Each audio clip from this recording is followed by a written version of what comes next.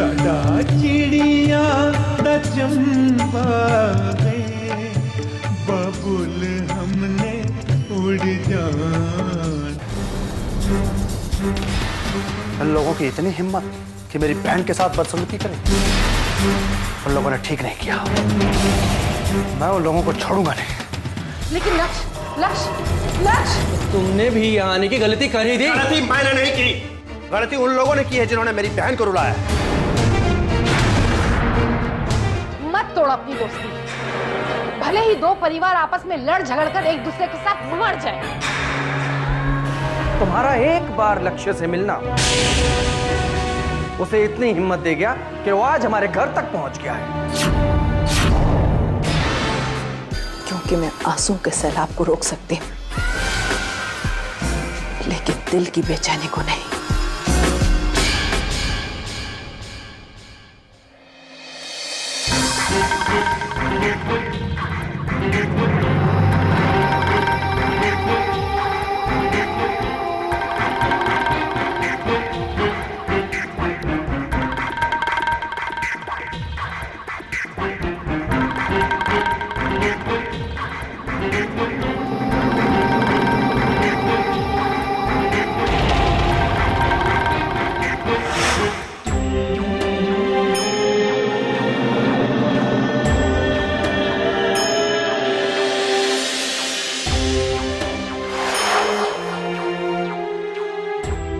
अरे देखो, मरा तो भी कैसी मत, क्या जरूरत थी खुदकुशी करने की।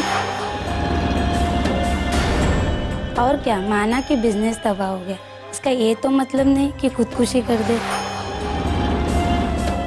पैसे का क्या है, जैसे गया वैसे आ भी जाता है।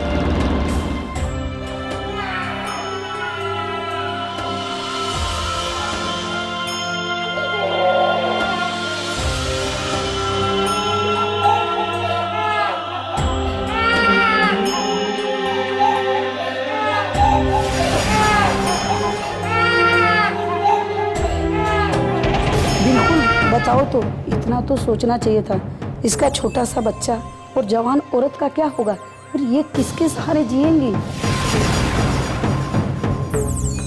ऐसे लोगों पे आंसू क्या बहाना, ये तो बुज़दिल था, बुज़दिल।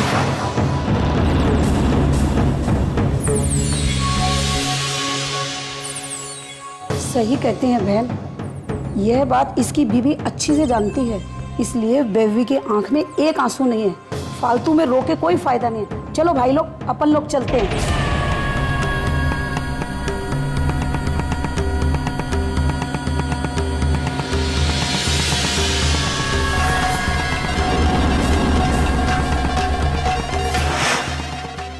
दुनिया वालों ने मेरे पति को बुज़दिल का नाम दिया।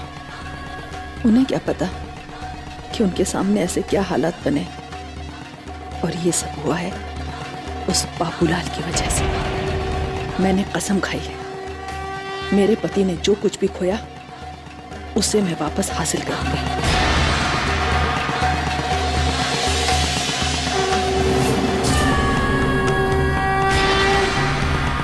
और अपने पति की मौत का बदला लूंगी उसी अंदाज से बाबूलाल से, चाहे मुझे उसके लिए वर्षों इंतजार क्यों ना करना पड़े।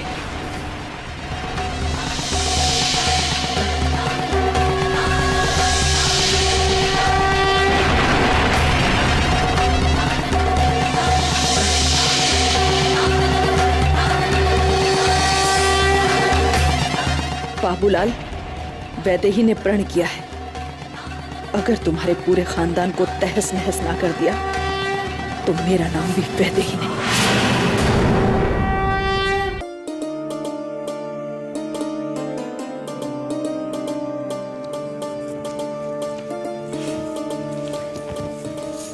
वंदना। जी दीदी। वंदना, मुझे तुमसे एक काम है। बताइए ना।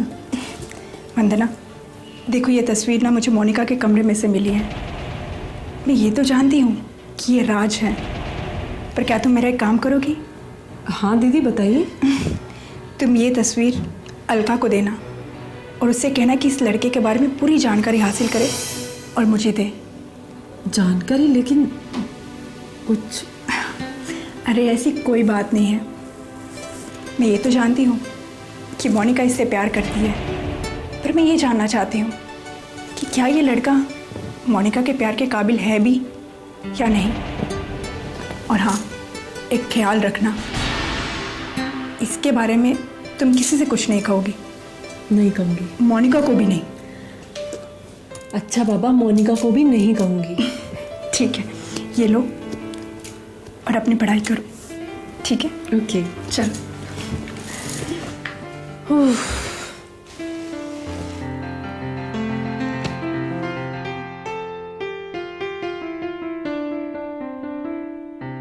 मैं भी तो अब तक तुम्हारी याद में जाग रहा हूं मोनिका,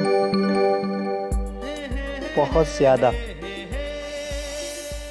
अरे अब तुम्हें यकीन है तो तुम बार बार क्यों पूछती हो? अब क्या हुआ? उफ़, तुम इतना डरती क्यों हो? ओके, कल वहीं 11 बजे उसी गार्डन में। Okay, bye, good night.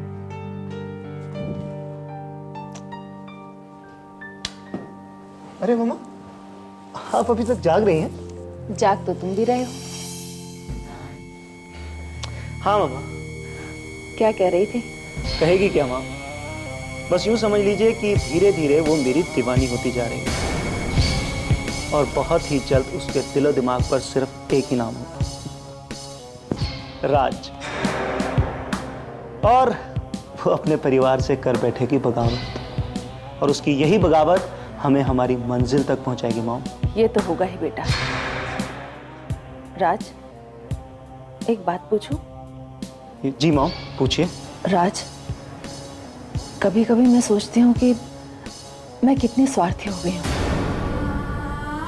अपना मकसद पाने के लिए तुम्हें मोहरे की तरह इस्तेमाल कर रही हूँ।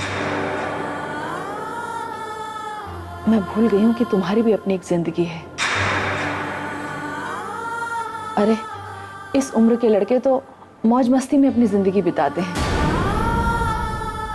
लेकिन मेरी वजह से तुम्हें वो मौज मस्ती करने का मौका नहीं मिल रहा। मॉम, मैं तो समझता था कि मैं आपका इकलौता ख्वाब हूं, आपकी आंखों का तारा हूं, पर एक ही पल में आपने मुझे अपने से अलग कर दिया मॉम। राज, ये क्या कह रहे हो तुम? तो और क्या बोलूं मॉम? जिस बाबूलाल की वजह से जिस शख्स ने खुदकुशी की, क्या उससे मेरा कोई रिश्ता नहीं था? आप क्या समझती हैं कि अगर आपका सुहाग गया तो क्या मेरे सर से मेरे बाप का साया नहीं उठा? बोलिए मॉम, प्लीज बोलिए। बेटे, मैंने तो नहीं मॉम, आपकी इस बात से मुझे बहुत दुख हुआ है मॉम। सॉरी बेटा, आगे से मैं तुझसे ऐसी कोई बात नहीं कहूंगी। बस तुम मुझसे नाराज मत होना।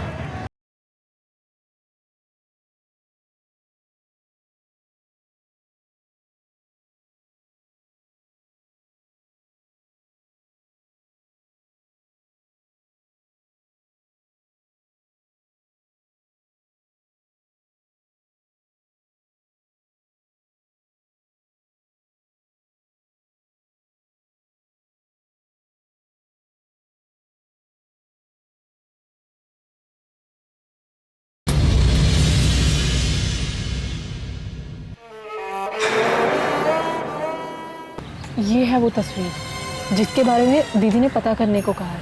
वंदना, ये तो राज की तस्वीर है। क्या? हाँ। ओह, तो यही है राज। हाँ, यही राज है। दीदी ने इसके बारे में अच्छी तरह से पता करने को कहा है। लेकिन मैं कैसे पता कर सकती हूँ? पर हाँ, एक रास्ता है। लक्ष्य भैया ये काम कर सकते हैं। लेकिन अलका, तुझे क्या लगता है, इस बात को फैलाना ठीक रहेगा? मुझे मेरे भैया पर पूरा भरोसा है, और मैं आज तुम्हें एक बात बताना चाहती हूँ। तुम लोग जो लक्ष्य भैया के बारे में सोचते हो ना, बिल्कुल गलत है। हकीकत ये है कि लक्ष्य भैया की इसमें कोई गलती नहीं है। अरे, उन्हें तो ये भी नहीं पता था कि उस दिन उनकी बारात जाने वाली। लेकिन मेरी भी एक बात कान खोलकर सुन लीजिए। आप उस घर में मेरी बारात लेकर नहीं गए तो क्या हो गया? मैं अभी और इसी वक्त पानीपत जाऊंगा और बिन बारात के वीना को अपनी पत्नी बनाऊंगा। उन्हें ही क्या, घर में ये बात बाबूजी के अलावा किसी और को भी पता नहीं थी। गलती बाबूजी ने की और बेचारे भैया। जानती हो, शादी वाली रात भैया तुम्हारे घर गए थे, पर जब तक वो पहुंचे शादी हो चुकी थी, क्योंकि तुम्हारे रंजीत अंकल ने उन्हें गेट पर ही रोक लिया था।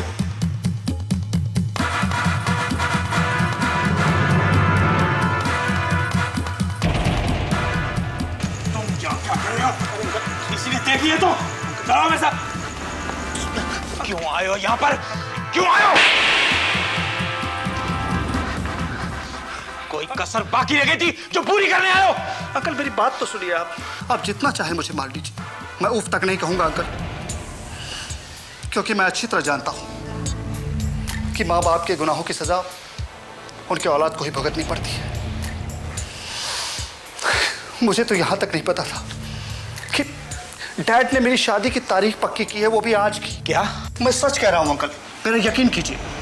मुझे जैसे ही पता चला मैं भागा हुआ यहां चला आया, सिर्फ आप लोगों से ये कहने के लिए कि बिना बारात ही मैं वीना को अपनी दुल्हन बनाने के लिए तैयार हूं। नहीं, ये सच नहीं हो सकता। यही सच है वंदना, और अगर यकीन ना हो तो अपने रंजीत अंकल से पूछ लेना। लक्ष्य भैया बेकसूर होते हुए भी अपने आप को कसूरवार मान रहे हैं और ये चाहते हैं कि एक बार वीना भाभी उनकी मजबूरी को समझकर उन्हें माफ कर दें। अच्छा अंकल, अपने डैड की बदतमीजी के लिए क्या मैं लाला जी से माफी मांग सकता हूँ?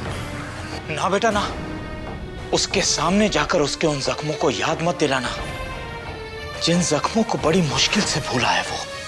मेरा भाई गलत नहीं है वंदना, वो तो देवता है देवता, वरना जो गलती की नहीं उसकी माफी मांगने के लिए जो बार बार तुम्हारे घर जाकर जलील ना हो।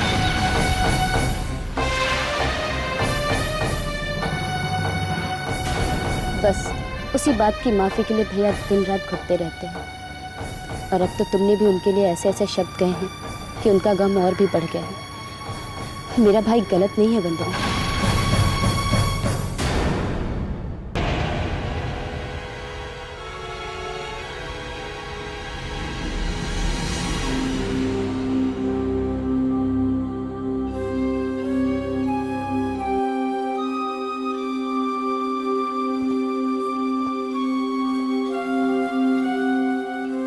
क्या भांजे, कैसन जोड़ घटाना कर रहे हो ठोक बजा के? ठीक समझे मामे, मैं बाबूलाल के घर का हिसाब लगा रहा था। हिसाब? अरे कैसे नहीं हिसाब? मामे, बाबूलाल के हम ही दुश्मन नहीं हैं, बाबूलाल का एक दुश्मन और भी है। कौन है वो? लक्ष्य है। लक्ष्य? कौन लक्ष्य? अरे भांजे, कहीं तुम ऊ नंदलाल के बेटवा के बारे में तो बात नहीं कर रहे हो ठोक बजा के? अरे मामे, क्या तुम उसे जानते हो? अरे भांजे, हम बाबूलाल को ही नहीं, उसके पूरे मोहल्ले के बारे में जानकारी रखते हैं। बहना प्यारी, ये वही लक्ष्य है जिसकी शादी वीणा से हो रही थी। पैसे की वजह से नंदलाल ने रिश्ता तोड़ लिया, लेकिन बाबूलाल ने रिश्ता जोड़ लिया और वो लड़की को बहू बनाकर घर ले आए ठोक बजा के। बिल्कुल ठीक खबर रखते हो मामे। मॉम, प्रकाश और लक्ष्य के बीच दुश्मनी की दरार पड़ चुकी है और मैं ये सोच रहा हूं कि किस तरीके से उस दरार पे दीवार खड़ी की जाए। अच्छा ख्वाब है, इससे हमें ही फायदा होगा। अब हम केवल बाबूलाल के घर पे ही नहीं, नंदलाल के घर पर भी वार करेंगे, लेकिन इस तरह से कि दोनों ही एक दूसरे पर इल्जाम लगाएं, हम पर किसी को शक ना हो। वाह वाह बहना प्यारी, वाह, क्या दूर की कौड़ी लाई हो। कंधा भी उनका, बंदूक भी उनकी और गोली चलाई है बनारसी मामा, वो भी कैसे? ठोक बजा के। ठीक है, अब तुम दोनों एक काम करो। बाबूलाल की जन्म कुंडली तो हमें पता है, तुम नंदलाल की जन्म कुंडली भी निकालो और उसके घर पर भी वार करने की सोचो। अरे बहना प्यारी, अगर किसी का जन्म कुंडली निकालना हो तो ये काम बनारसी के ऊपर छोड़ दो।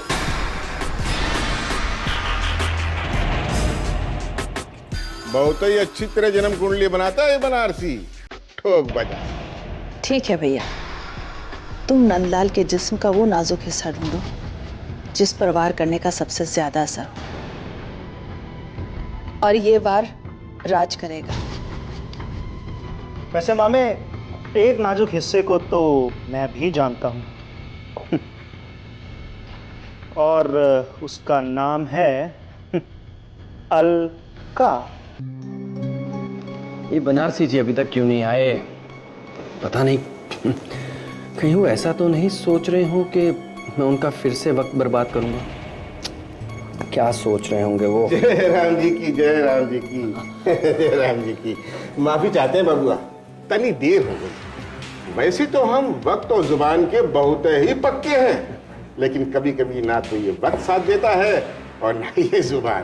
खैर ये बताओ कि कहाँ सोचे तुम? जी मैंने घर वालों से बात कर ली है, घर वाले घर गिरवी रखने को तैयार हैं। ये हुई ना बात ठोक बजा के, तो हमका ये बताने के लिए यहाँ बुलाए रहे हैं? अरे अगर पैसा लेकर आते तो चलकर अभी काम करा देते। अब जी नहीं, बात दरअसल ये है कि मैं किसी ऐसे शख्स को नहीं जानता जो घर गिरवी रखता हो। मतलब यहाँ भी कच्चे खिलाड़ी हो बबुआ।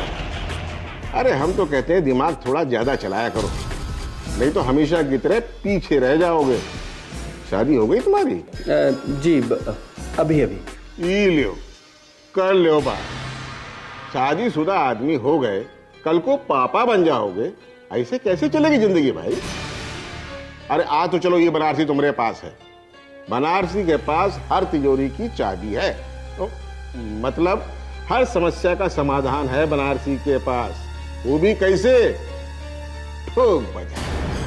अब जी तो फिर आप काम करवा दीजिए ना। करवा दीजिए?